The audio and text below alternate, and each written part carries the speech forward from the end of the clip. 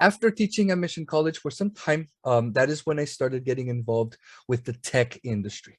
And the tech industry here in the Bay Area is very advanced. There's a lot of opportunities to get involved with tech because this is the center of the tech industry as we know it in the world. A lot of the artificial intelligence work is happening here in California, here in the Bay Area. And so I myself wasn't planning to go into this kind of work.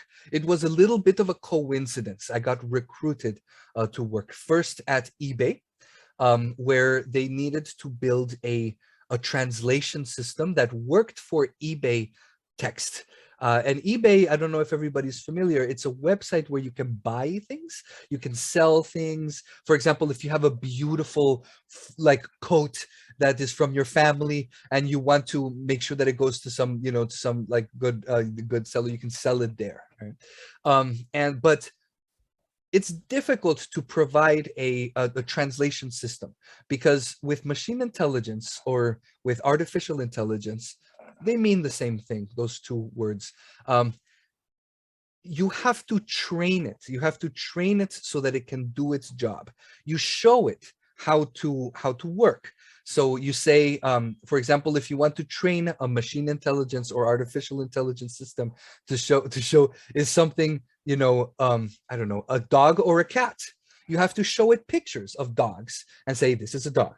A picture of a cat and say, this is a cat. And you show dog, dog, cat, cat, dog, cat, dog, cat. And if you show it enough pictures, then the machine can pick by itself. It doesn't need you to tell it anymore. It learns which shapes are dogs and which shapes are cats. So same thing with artificial intelligence, with language. You just need to show it a bunch of examples so that it will work.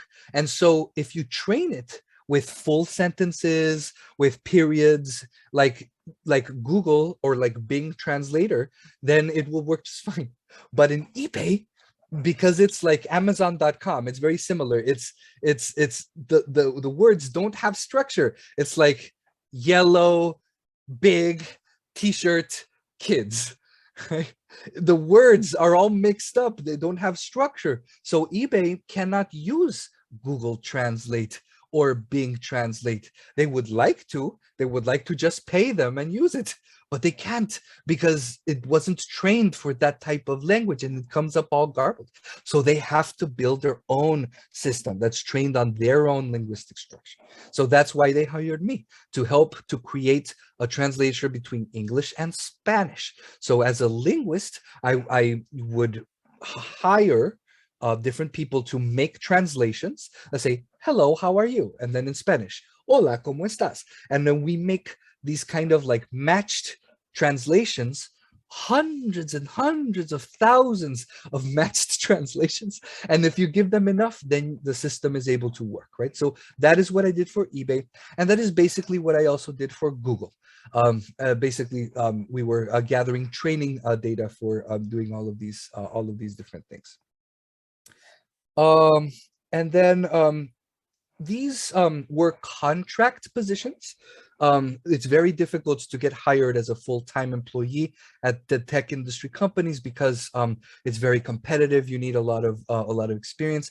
And I myself do not have a PhD or a doctorate in linguistics. What I have is an MA, a master's in linguistics. And so I started as a contractor.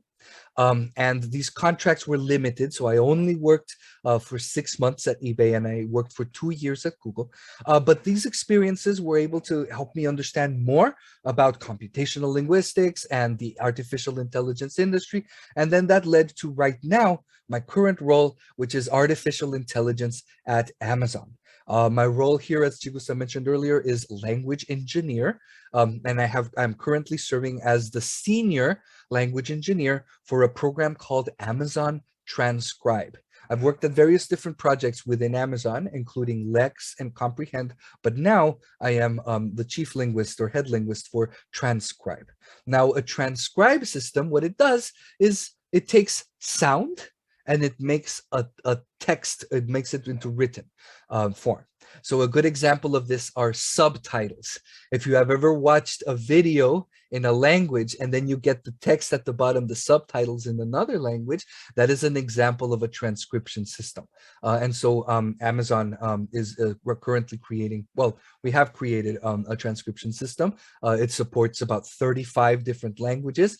And I don't want to say who our customers are because you'll start blaming me for how things work. But for example, one of our big customers is Netflix. When you are seeing subtitles in a Netflix show, most probably they are using some of the transcription systems that I have helped to create.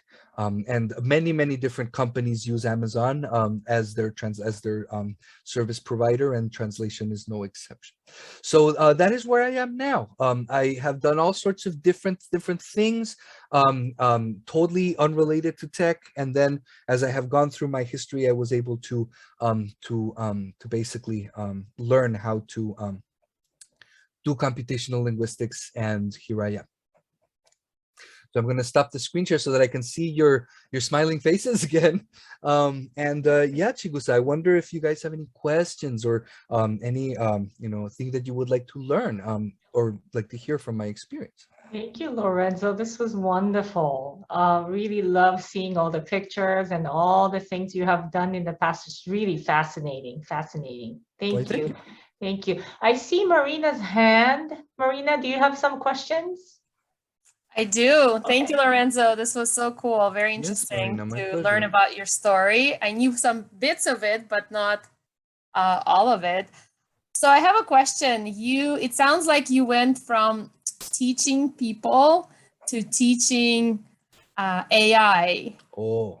So my question is, who are better students, people or computer programs? Oh, what a great question. And my answer to that is absolutely and 100% people, because people have a mind. They have this cognitive approach. They want to understand the world, right? So a human being has a curiosity that is guiding them forward. A person wants to know something. I want to know how to get a boyfriend or a girlfriend in America, right? I want to know how to experience these things. And so I want to learn. I have a desire. And the machine does not have any such instinct or desire. A machine is completely inert. It is electricity. It is numbers. If it will not help you to teach. A student can ask questions. They can say, oh, okay, I understand this, but what about this? What if I say this? They can help, they can anticipate and help guide their own learning. And that is actually the most important thing about being a human learner or a student, is that you are guiding yourself into learning this information. Your teachers can never do it for you. Your teachers can guide you. Your teachers can say, hey, here's this information. Here's where you can find what you need. Here's how to use a dictionary. Here's where you can find how to do it the right way. This is formal or informal. Culturally, you say this, and in another context, you say that. Your teacher can help you, but it is you as a student who is guiding yourself through this practice. It is a little bit like I sometimes use this analogy with my students. It's like going to the gym. It takes work. If you want the muscles, you have to every other day or every day, you have to go to the gym, you have to put on the clothes, you have to do the exercise. It hurts. Maybe it's stressful. Maybe you sweat a lot. Maybe you want to cry and you don't want to do it anymore. In the same way, learning a language is hard. It takes effort. You have to go every day. You have to do the homework. It won't do itself. You have to do it, right? And doing that is what's going to help you truly become stronger and get the skill into your own mind. And all of that is what happens for us as students, right? As learners, whether you're a student in college or even a professional like myself, we're always learning and guiding ourselves forward. But a machine, it has no way to ask any questions. So if you by mistake give it an example that is the wrong example, then the system learns the wrong thing.